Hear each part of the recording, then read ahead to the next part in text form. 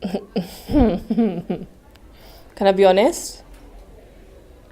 Probably not a pleasant memory because I can see how unconfident I was.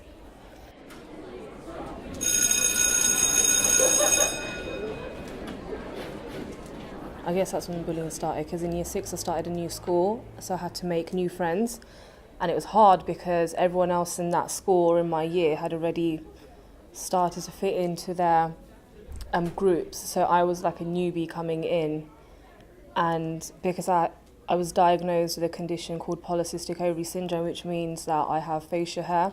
Well, one of the side effects is facial hair, and that's when I started growing the facial hair was in this year, in year six. So yeah, so this is when the torment started. So it's not a very great memory. You know, from what I know, I was the only girl that had it in my school or in that year, and just feeling isolated. I was feeling alone. I was very depressed. Had a lot of anxiety.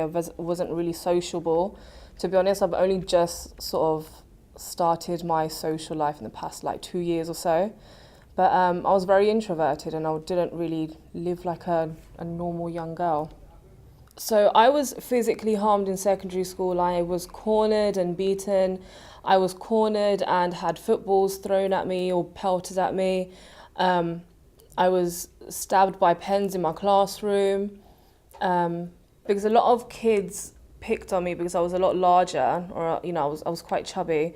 So I had food thrown at me, which I can laugh at now. It's funny because I can laugh at it now because I've gone through it, and now I can think like, okay, if you've gone through that much, you can go through a lot bigger turmoils or trials and tribulations in a much better way because I know how to handle myself now, and I know how to handle my thoughts and feelings.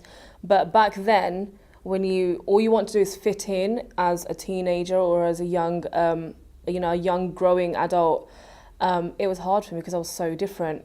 But you don't realise it's that difference that makes you so unique. We just don't realise it at that point. In year 11, I don't know, I was 16 years old and I was just at my lowest point and I was very suicidal.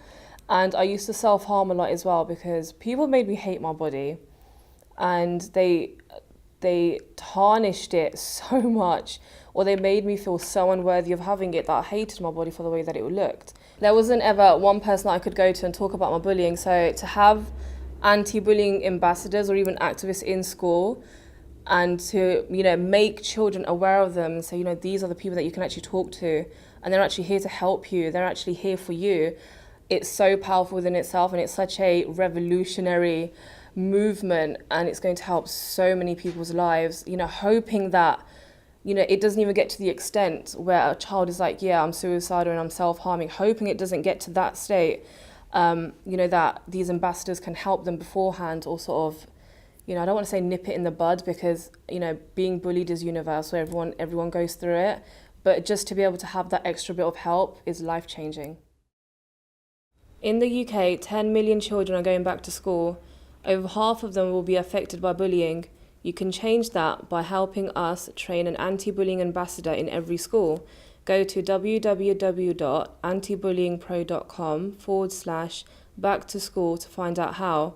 Share your back to school picture and share your back to school advice using the hashtag back to school. This campaign is run by the Diana Award charity.